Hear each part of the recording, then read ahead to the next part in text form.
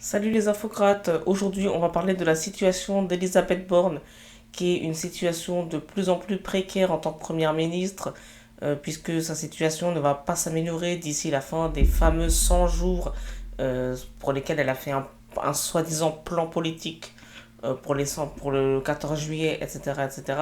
On va parler de sa situation bien particulière.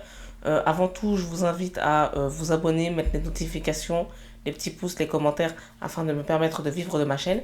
Et c'est parti, on va parler de la situation d'Elisabeth Borne, une situation politique très compliquée. Alors, Elisabeth Borne, là, elle est dans une petite polémique, une petite séquence polémique. Pourquoi Parce que il y a une journaliste qui s'appelle Bérangère Bonte qui sort un bouquin sur elle, sur la vie privée, sur la biographie d'Elisabeth Borne. Personnellement, je ne l'ai pas lu, mais en l'occurrence, il y a des extraits qui font polémique, puisque Elisabeth Borne essaye de faire interdire les extraits en question. Elle essaye de faire interdire un certain nombre de pages, notamment qui concernent sa vie privée et qui concernent son couple et son orientation sexuelle. Donc pour être très clair, visiblement selon la journaliste en question qui a écrit le livre, ces dernières années, il y avait des rumeurs dans la vie politique comme quoi Elisabeth Borne était homosexuelle. Et en plus, comme c'est quelqu'un visiblement, selon l'avis de tous, qui travaille beaucoup et qui a une vie privée visiblement qui est très réduite à peau de chagrin parce qu'elle travaille beaucoup. Du coup, les questions sur sa vie privée étaient avec qui est-elle, que- où va-t-elle, où sort-elle, est-ce qu'elle parle de sa vie privée à ses collègues, etc. Donc il y avait des questions qui se posaient dans le milieu et aussi dans le milieu des journalistes. Donc il y avait une rumeur comme ça, la première ministre Elisabeth Borne est-elle homosexuelle? Euh, et en fait, ce qui crée la polémique, c'est que il y a quelques pages dans le livre qui font référence à ça où on dit que c'est pas très clair, son orientation sexuelle n'est pas claire et sa vie privée et les gens avec qui elle sort, c'est pas clair. Pourquoi? Parce que euh, elle a dit, Elisabeth Borne a affirmé dans un magazine qui s'appelle Têtu qu'elle n'était pas homosexuelle. Elle a affirmé dans un magazine qu'elle n'était pas homosexuelle et elle a donné le nom de quelqu'un avec qui elle serait en couple. Elle s'est même fait prendre en photo pour Paris Match avec cette personne qui a confirmé ses dires. Donc ils seraient en couple. Et la journaliste Bérangère Bonte, qui écrit le livre, a donc enquêté et elle s'est rendue compte que la personne qui a affirmé être en couple avec Elisabeth Borne, donc c'est un homme, il serait paxé avec une autre femme depuis 2021. Donc c'est extrêmement louche que Elisabeth Borne affirme quelque chose pour que finalement on finisse par se rendre compte que ce qu'elle dit est faux ou alors est sujet à caution. Ce qui est quand même extrêmement perturbant dans cette histoire, c'est que en tant que première ministre, Elisabeth Borne, c'est quelqu'un qui est censé maîtriser la communication médiatique un minimum. Avant d'être première ministre, elle était ministre du Travail. Avant d'être ministre du Travail, elle était présidente de la RATP. Avant d'être présidente de la RATP, elle a travaillé dans les différentes préfectures. Et avant de travailler dans les différentes préfectures, elle était conseillère auprès de Ségolène Royal. Je ne sais plus si c'est quand elle était ministre ou si c'est quand elle était présidente de Poitou-Charentes. Mais enfin, Elisabeth Borne n'est pas née de la dernière pluie en ce qui concerne la vie politique française. Elle sait, pour avoir été conseillère d'une femme politique de premier plan, donc Ségolène Royal, que les médias, ça fait partie du boulot de ministre. Ségolène Royal, c'est quelqu'un qui s'est affiché dans Paris Match avec ses enfants pour dire regardez mes enfants quand ils sont nés, parce qu'elle a été avec François Hollande, elle a 4 enfants avec François Hollande. Donc dans les années 90-2000, elle s'est fait photographier avec ses enfants dans Paris Match. Et Ségolène Royal, quand elle s'est présentée en 2017, elle a annoncé sa candidature en faisant des photos dans Paris Match. Donc, a priori, Elisabeth Borne, elle n'est pas née de la dernière pluie politique. Donc, moi, ce que je veux savoir, c'est comment est-ce que c'est possible, quand vous êtes première ministre, quand vous êtes professionnel de la communication, d'aller dans un magazine et de dire des informations qui se font débunker rapidement, en une petite enquête de quelques semaines. Comment c'est possible quand vous êtes première ministre que vous croyez que vous allez raconter une histoire bidon dans la presse et que ça va pas se savoir, que les journalistes ils vont pas aller vérifier parce que en fait le boulot du journaliste, pardon, hein, c'est la base de la base de la base, hein. Le journaliste il ne sort pas une histoire non vérifiée parce que le journaliste il risque le procès et de toute façon c'est la base de la base du métier de journaliste, c'est que de vérifier les infos et de faire un minimum de contradictoire, c'est-à-dire d'avoir les deux versions de la même histoire, etc., avant de la publier, normalement. C'est comme ça que ça se passe. Donc comment est-ce que tu peux être Premier ministre, aller dans un média, raconter une histoire bidon, aller dans Paris Match, faire des photos bidons, et comment tu peux croire en tant que Premier ministre que ça, une fois que ça passe les grilles le grillage de la vérification, ça va passer.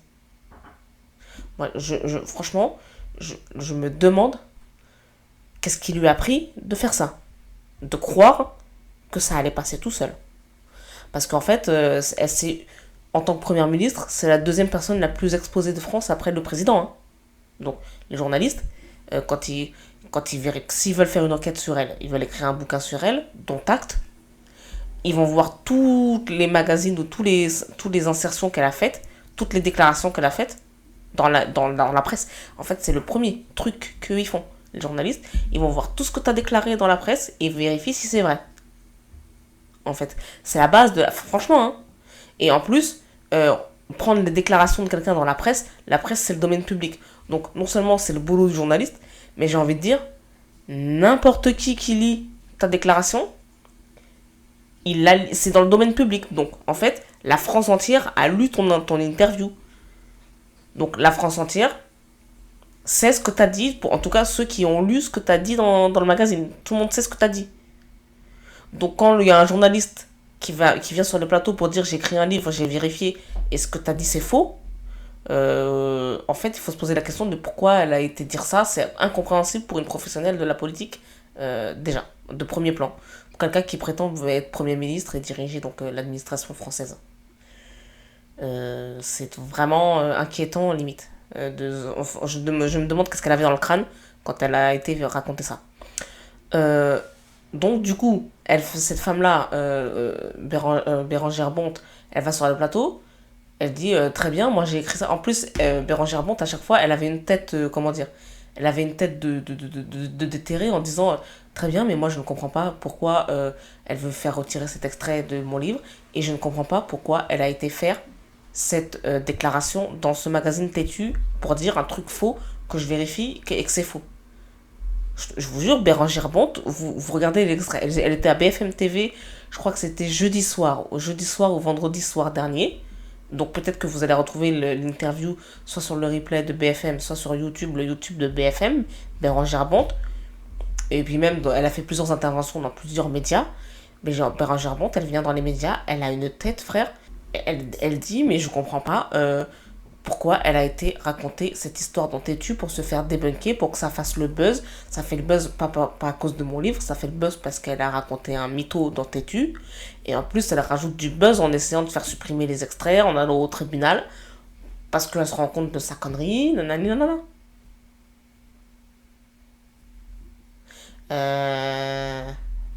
Moi, je m'inquiète, hein. Je m'inquiète de savoir qui dirige ce pays. Cette femme fait n'importe quoi. Moi, je vous dis, hein, c'est très clair. Cette femme dit n'importe quoi et cette femme fait n'importe quoi. Donc, moi, je suis inquiète. Alors, peut-être c'est quelqu'un d'être très intelligent, c'est une ingénieure, je sais pas quoi. Elle est peut-être très intelligente, très travailleuse, très... tout ce que tu veux, hein. Il n'y a pas de souci. J'ai pas de souci avec ça. Elle est technocrate, elle est tout ce que tu veux, elle travaille beaucoup, elle compte pas ses heures. Elle est là, elle vient au travail, elle travaille. Alors qu'il est, le boulot du Premier ministre, c'est d'avoir la majorité parlementaire pour faire passer les textes du président. Elle n'avait pas de majorité sur la réforme des retraites et elle n'a pas de majorité sur la loi immigration. Elle a dit qu'elle allait faire voter la loi immigration en automne. Maintenant, elle reparle de la loi immigration pour avant juillet. Donc, cette femme soi-disant intelligente fait et dit n'importe quoi. Voilà. C'est tout ce qu'il y a à dire sur cette femme. Et en plus, visiblement, elle ne maîtrise pas sa vie privée, elle ne maîtrise pas sa communication. Je sais pas ce que cette femme veut faire à la tête de la France, d'accord? Je sais pas qu'est-ce qu'elle fait. Elle fait n'importe quoi. Il faut se réveiller, hein.